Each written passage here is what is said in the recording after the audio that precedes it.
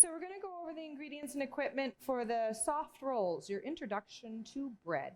So I've got my ingredients in the recipe here, along with an additional bowl of some bench flour. This is just to flour our surfaces so that nothing sticks to the table. So bench flour, a couple handfuls, no measurement there. I also prefer to use a bowl scraper versus a spatula when working with bread products. I just find it's cleaner. So bowl scrapers, you can get them pretty much at any kitchen supply store now. This is handy but not necessary. The one thing you will need is a bench scraper or cutter. You can use a sharp knife here as well, but I like a good bench scraper.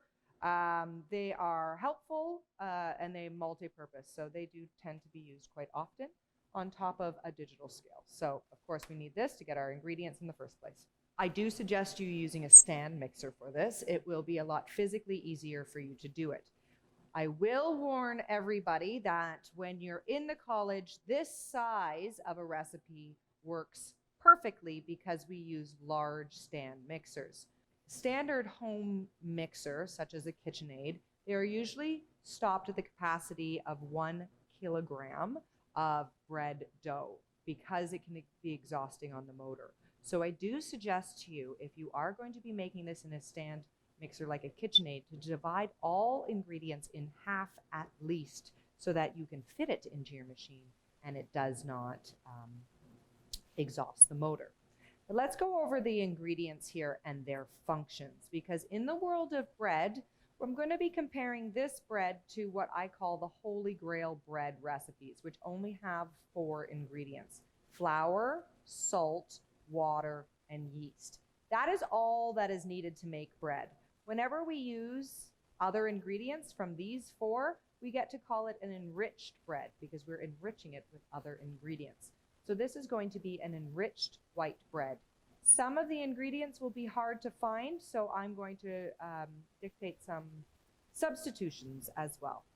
So first ingredient, flour. We're using all-purpose flour here. It does say bread flour in the book, but do know that George Brown's recipes that refer to bread flour are actually all-purpose for at home. Any brand will work here, so I have my bread flour measured at 1250 grams. I have that in the bottom of the bowl. I like to shake it when I measure it so that I can put my other ingredients in little piles on top. I like doing this pretty much for every recipe I can, because if I get distracted and walk away, I'll be able to see or taste my ingredients and know where I am in my measurements.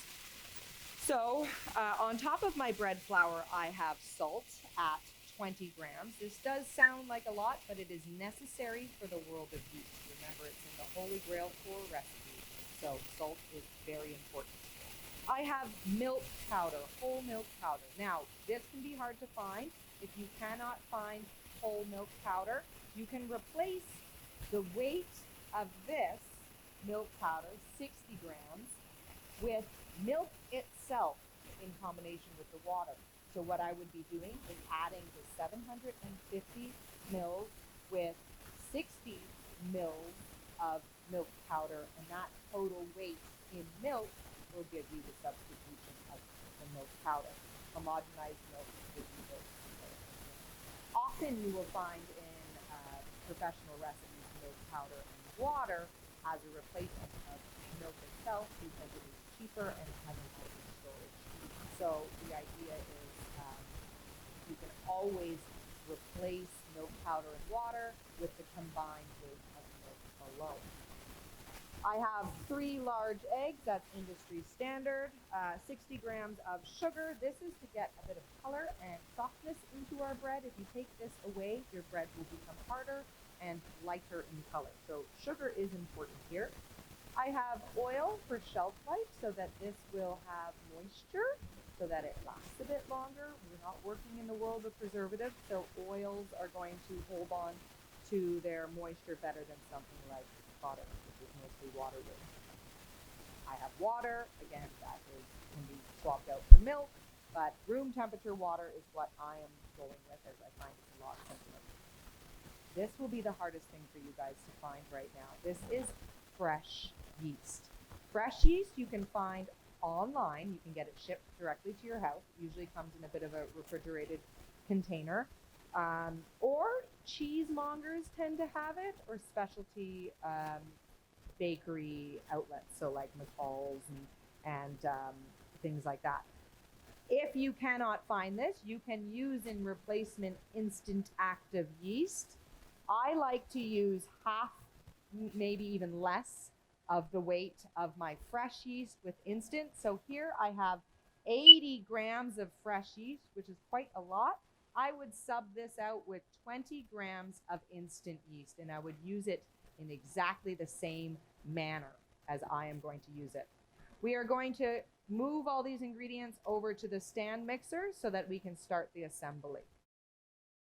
Okay, so I am by my big stand mixer. Of course, this is a lot bigger than a home KitchenAid mixer, but I do want to just give everybody the heads up that it is exactly the same in the stages, the functions, just the size is bigger. So it's going to function exactly the same. I'm going to be using a dough hook or a hook attachment to my Hobart stand mixer. I'm going to cover all the ingredients and their functions here as well, because I find that this is a good broad spectrum moment for covering the basis for bread making. So while we're waiting for this dough to mix, I'm going to talk about some things. First and foremost, what we're going to do is add our water to our stand mixer. I'm going to talk mostly about yeast and gluten when this dough is mixing. Into my water, I'm going to dissolve my yeast. So if I was using instant yeast here, I would do exactly the same. Room temperature water, so we all start at the same standard with my yeast. With my fresh yeast, I like to use my fingers and sort of sludge it around a little bit, just till it dissolves. If you've ever done any pottery, this is like slip. It feels quite amazing. So I'm just going to dissolve my yeast into my water. And if it's your instant or you're using dry active, you do want to still give it some time in the water to dissolve. Once I have my yeast dissolved in my water, you can see it's a little bit milky looking there. I can add to that my eggs and my oil.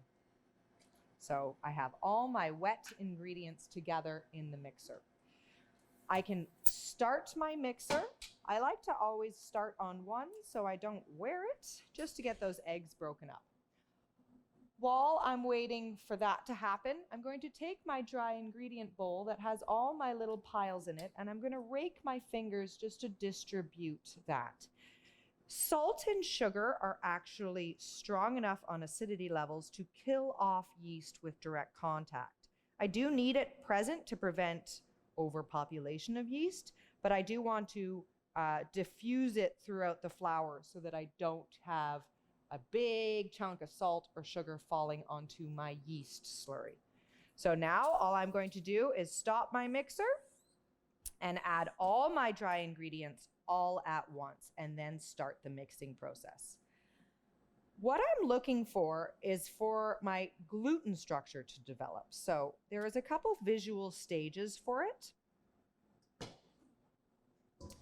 First, we need to hydrate our gluten, which just means it needs to come into contact with water so it can absorb it. Once it is hydrated, it then activates. So we're going to give it a start here. And you can see that the dry ingredients are going to get incorporated with the wet. And they're going to turn slightly ivory in tone versus white like flour. This is a good visual indication that you have hydrated your dough.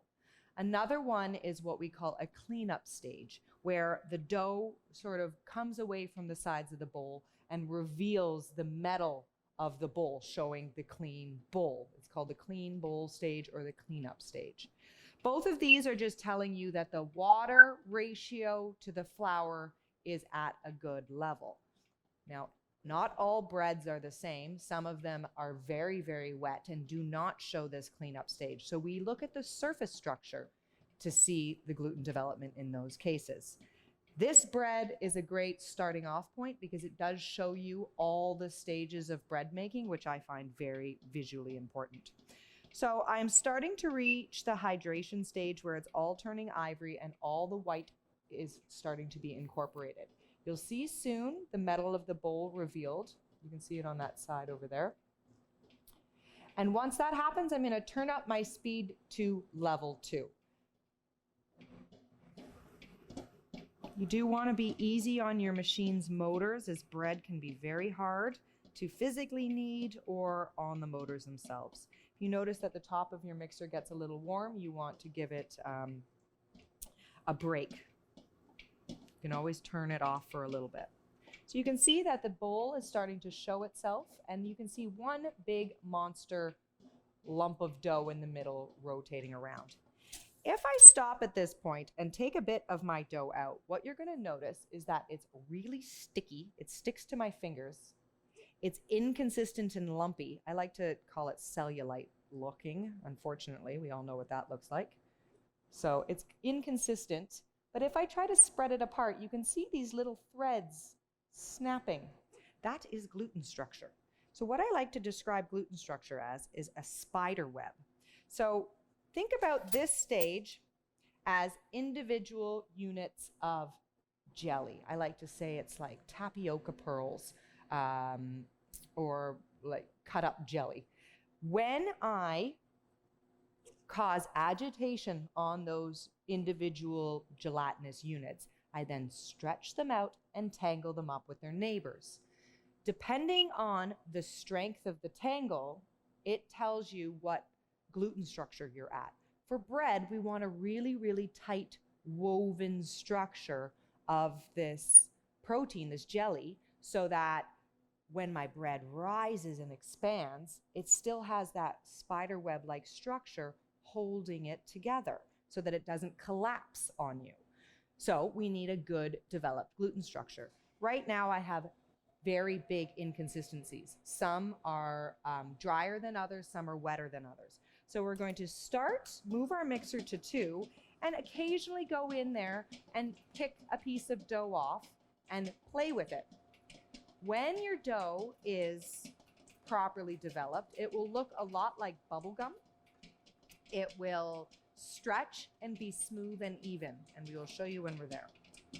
Mixing can take up to 10 minutes, and it varies every single machine to hand. So we're looking for gluten structure, proper development.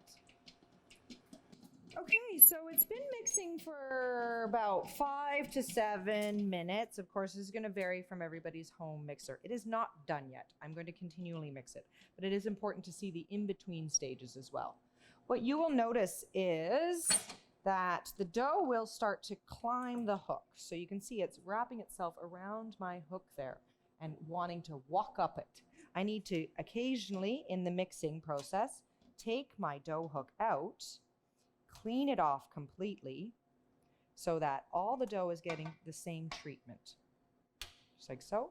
And then also use my bowl scraper to clean up the sides of my dough. And then I can put it back together. Now, if I pick some of this dough out to show you, it's going to still be a little bit sticky, but you're going to notice it's a lot smoother. You can see it's still very, very sticky. It's a lot smoother, and I'm starting to be able to stretch it. You can actually see the gluten structure there as it starts to pull apart and snap those little threads. So the fact that it's inconsistent and I can pull it, but it tears very easily, this means I need to keep mixing. So back on the mixer and start her up again. I'm going to give it another 7 minutes before I test it again. So it's been about 15 minutes altogether of mixing time. Of course, you're going to have to check on your stand mixer if you're giving it that long of a mix. So you can always give it a mix, cover it with a towel, give it 5 minutes off, and then come back to it. So you can see it is incredibly smooth. It's all even in consistency. Big secret here is to have clean, floured hands before I test it, so that if I have dough stuck to my fingers, to start testing it, it's just going to stick to that original dough. So clean, wash your hands, dry them, and then just give them a light dusting in flour. First test is if you touch your dough, does it really stick to you very much? And not really. I got a little bit on this hand, but not really sticking to me very much. So a little bit more flour. And what I'm going to do is take a small piece of my dough off the dough hook. I like to sort of roll it into a ball and try to spread it open. If it looks sort of like bubble gum, where is it here? If it looks like bubble gum, you can see light through it and it looks quite consistent, you're good to take it out. So I'm going to take this dough out and put it on a floured surface on my workbench. I'm going to cover it with saran wrap and allow it to stand for about 20 to 30 minutes. And I'll meet you at the bench. Okay, so I'm back at the workbench and I'm just going to use some of my dusting flour to prevent my dough from sticking to the table. So I just want to dust pretty heavily. I have a little saying I share with my students when it comes to bread making and working with doughs and surfaces. It's easier to keep your dough unstuck than to unstick a stuck dough. This just means more flour is always better. You can use a dry brush and brush it off at the end, but if you have too little bench flour, it will stick to the table and then you got a bigger problem at hand. So more flour than less. I'm going to take my dough that is from my stand mixer. You can see it's nice and smooth, stretchy, doesn't stick to my fingers when I touch it. And I'm just going to tip this out onto my workbench. So now that I have my dough on my workbench, I can add a little bit more flour to the surface just so it doesn't stick to me. And I want to give this one a rest. I don't really mind the shape or the form right now because I plan to reshape it. So I'm just going to leave it as it naturally is. But something pretty fun to do is when it's resting is draw a circle around your dough so you can kind of keep an eye on the growth or the expansion that happens with the yeast. Once I have it like that, I'm going to cover it with a piece of plastic. You could use saran wrap here or a cut bag just so that it does not dry out. At this moment, I want to talk to you guys about yeast. Yeast is amazing. It is a living organism. I want to sort of give you the guidelines of how to feel comfortable with yeast.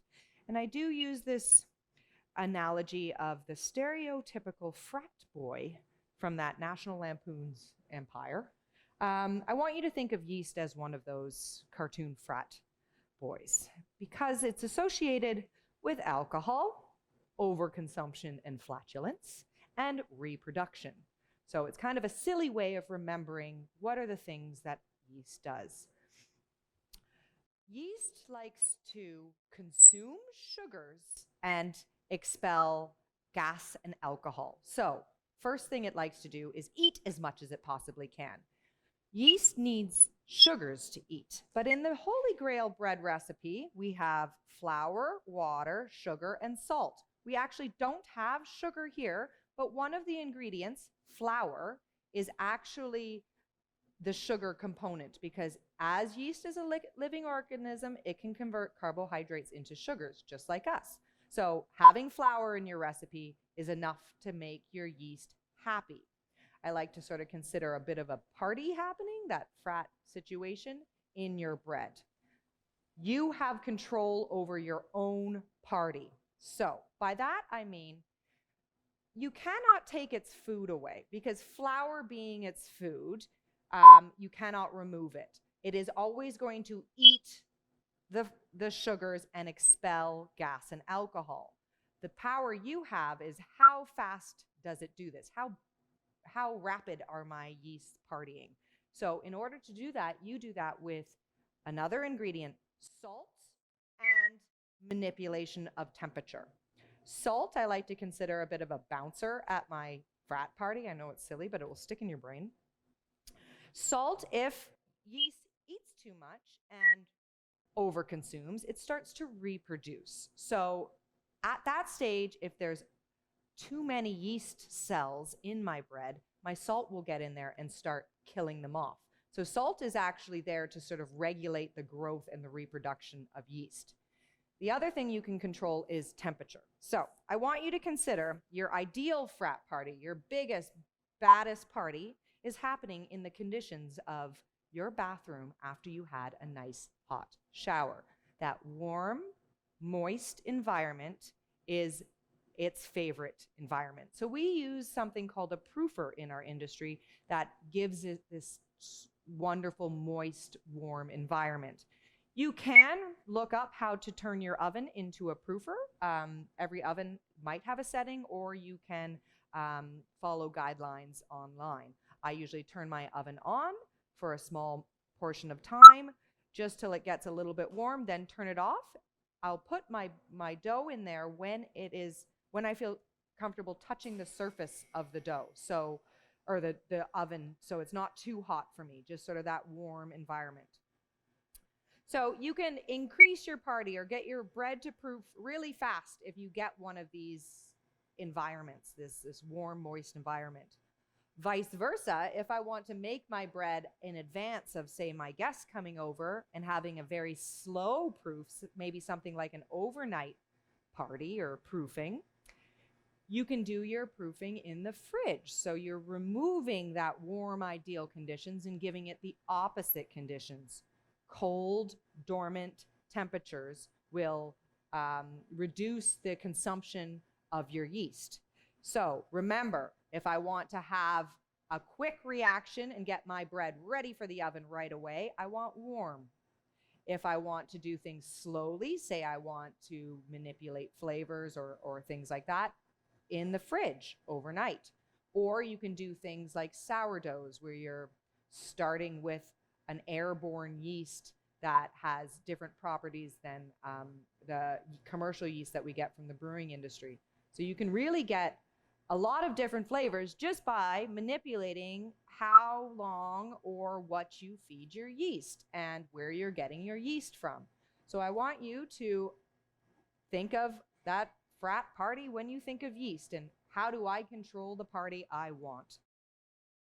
Okay, so I've given it about a 30-minute rest on the bench. Now, the problem you're going to have is that everybody's environment's conditions are going to change. So if you have your air conditioning up a lot, it's going to take longer for this to proof. Or if you don't, it's going to take less time. So the idea is you have to use your eyes. That's why I like to draw the circle around it. You can see there's still some remnants of my circle, but it's pretty much expanded over top of the entire circle.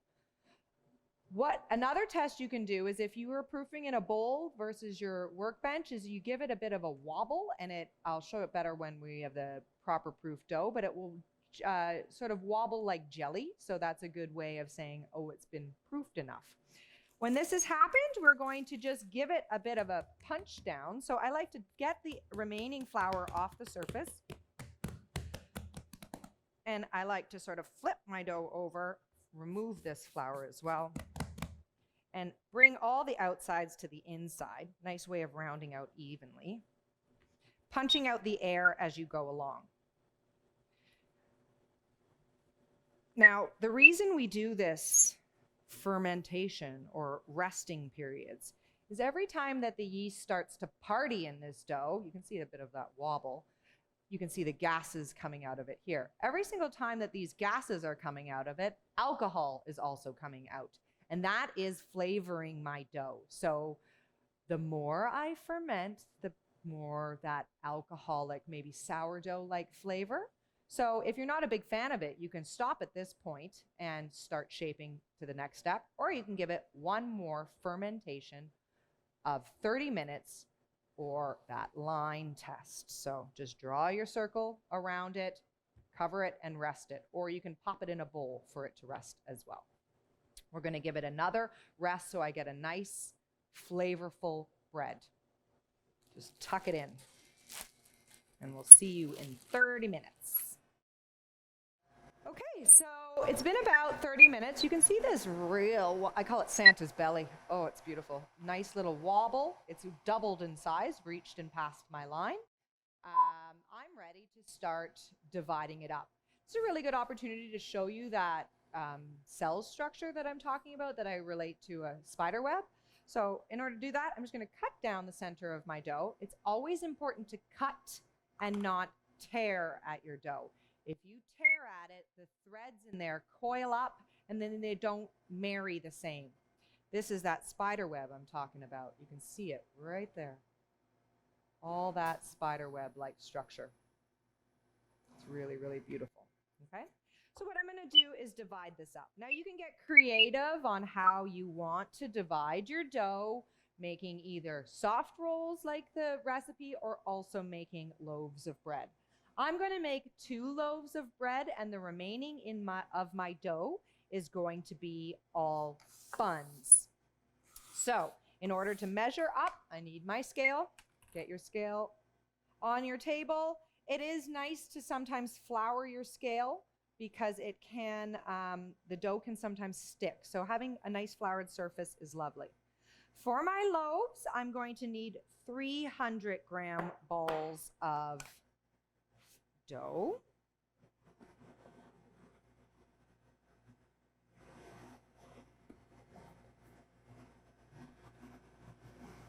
Okay, so 300. And again, always cutting, not tearing.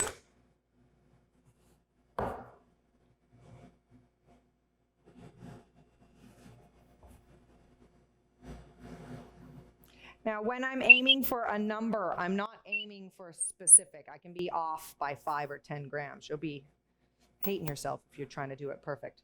So I have 2 balls of dough from my bread loaves. Each one of these will make 1 individual bread loaf. I am going to divide these later down the road, but right now I want to deflate the air out of them and round them up. So again, just like we did our big guy, take the outside to the inside and just keep tucking that in and under until you get a nice rounded shape. And we can put that off to the side, and again, underneath a nice piece of plastic will help a lot. So you can just tuck your ends under like this, or you can flip it over and pull sides together. The idea is remove that air and allow it to rest again. Now, I'm sure everybody who has made pizza has noticed this sort of press and spring back effect that happens when you manipulate dough. This is that spider web structure not going anywhere. You need to give it a rest so that they can relax from each other and then spread. So if you ever see any spring back happening in your bread loaves, that can definitely be because you have overworked it or haven't allowed a rest time. So if you're struggling with it, the best thing to do is just walk away and give it a bit of a break. I'm going to measure my buns as well, and I'm going to do medium-sized buns at about 75 grams each, so something about this size, and then we're going to round those out. So I'm going to divide my dough quickly. So now that my dough is all divided up into smaller portions, I'm going to just clear an area in front of me. I find it's really easy to round out dough when you don't have anything stuck like flour to the surface of your bench. So what I notice is wherever I cut it, it's going to be a little bit stickier than the floured surface. It's important to have that sticky part of the dough sticking to the table so that when I roll it around in a circle, it sort of pulls at the rest of the dough and helps clean up the dough. So this is just going to round out the dough, deflate it, turn it into a nice tight roll. Now that is a shaped roll. That's a hamburger bun, nothing fancy there. But I plan to make these into shapes. So I'm going to round out all my dough and then allow it to rest another 10 minutes before I shape it.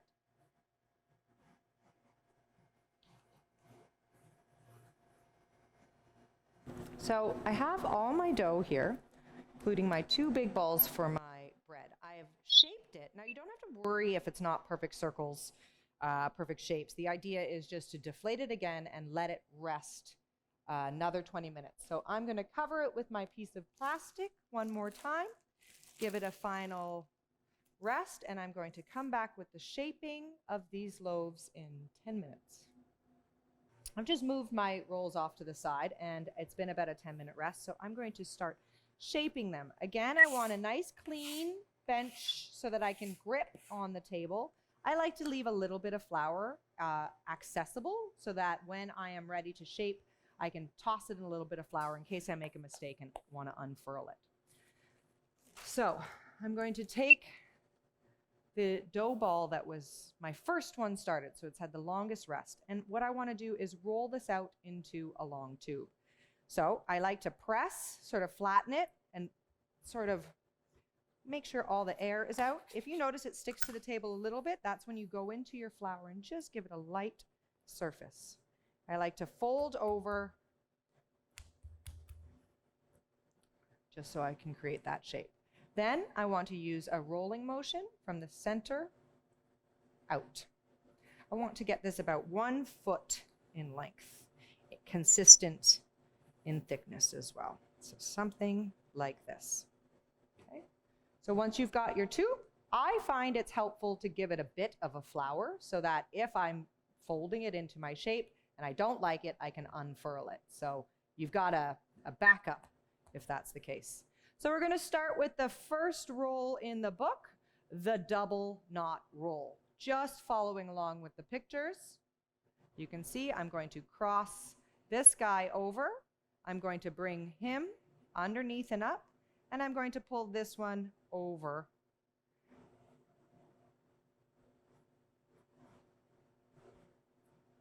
Just like so. You want to tuck your ends in quite tightly so that they don't unfurl. Just like that. I can move him aside. I'm going to do each roll twice because it is hard to see them on the camera. So, again, my dough ball. Get the air out, fold over. This is just the best way to get the air out completely, so you're starting with an even blank canvas. Roll and pull.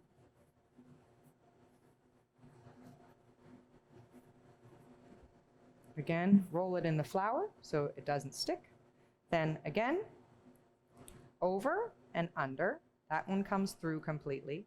This one gets pulled and through as well. So you get a bit of a nose sticking off the top. We will move on to the braided roll. And the good thing is if they have been tossed in flour, you can just unroll it and roll it again. If you notice that it's springing back on you a lot, doing that bounce back, then just move on to a different ball of dough and come back to that one in a bit. Give it some rest time. So again, that 1 foot.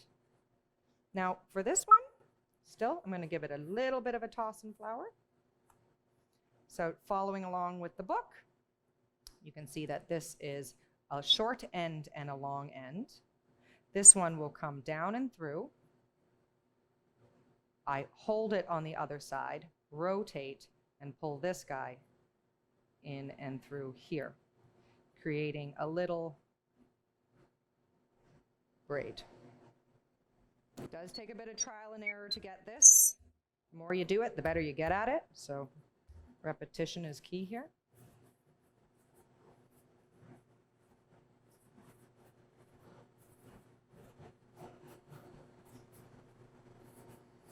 And the braided roll again.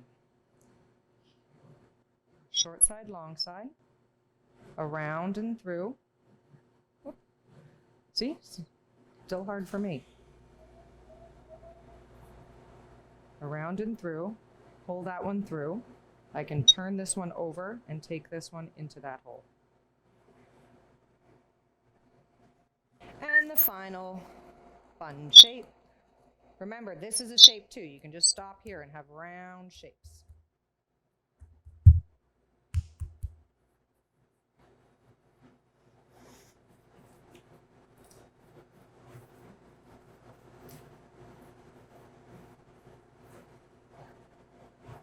So we're going to do the figure 8 roll now. Again, a little bit more flour just so you can go back if you need to. And this one, I'm going to start with one long strand. I like to go around, come back down and through.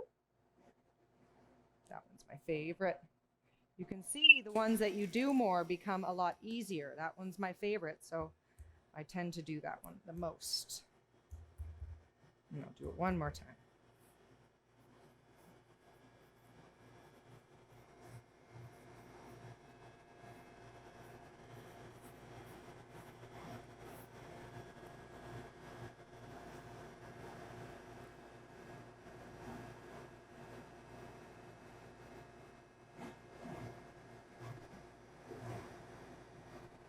Okay, so I'll continue on with the rest of them, but before I do so, I'm just going to give some options for flavoring these.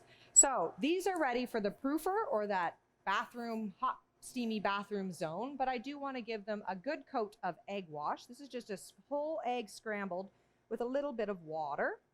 I'm going to give them a good egg wash completely all over them. Remember, your egg wash is like suntan lotion. If I don't apply it evenly, it will streak and not be beautiful. So we want to make sure that we have a nice, beautiful shape. This adds a lot of shine. Also, with the sugar in the egg yolk, it's going to cause the bun to get a lot darker, sort of like a brioche gloss.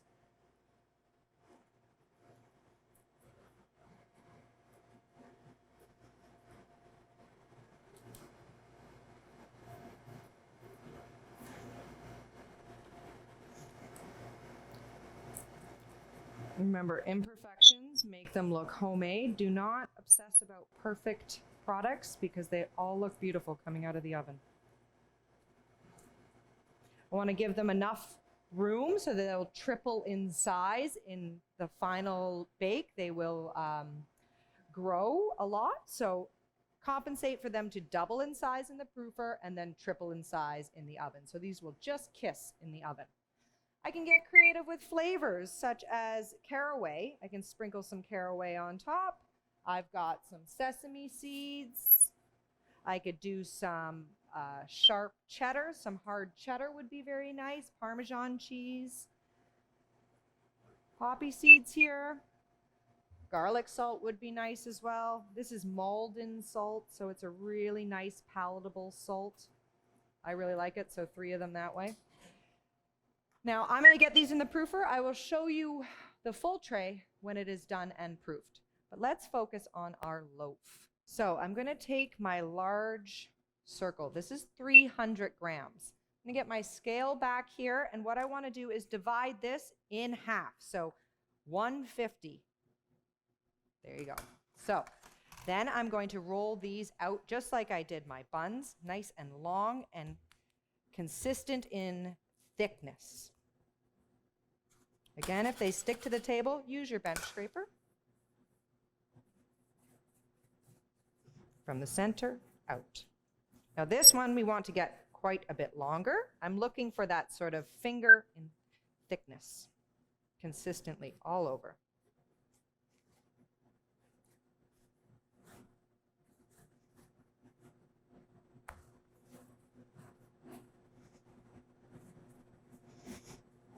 Now, we don't want to be putting our bread loaf on the same tray that we have our buns on because they have different bake times based on their sizes. So you're going to, if you're doing both buns and loaves, you're going to need 2 baking sheets.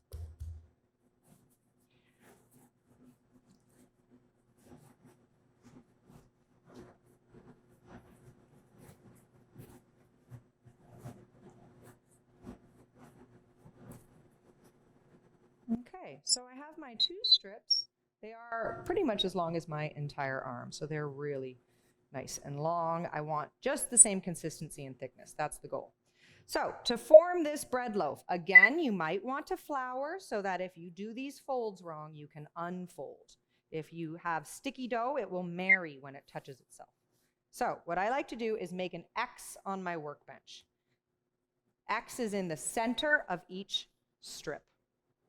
Then what I'm going to be doing is alternating the location of the strip based on if it's coming from underneath or not. So this guy, this one, is coming from underneath. So I'm going to move him first. So I'm going to just trade this side with this side. Over and over. So you've created a little bit of a twist around the loaf. Now this loaf is going to be built sort of this way on the chopping board. So it'll start to look like it's forming upright and then fall over. So it gets a little confusing, but as long as you remember, you're only flipping the strand that is coming from underneath the last one. And all you're doing is changing locations, nothing else. Okay? So this one now over here and its counterpart there. You can see it might fall over a little bit. Then here, one side to the other side. Always keep your X. One side to the other side. One side to the other side. You can still see my X. Boom, boom, boom, boom.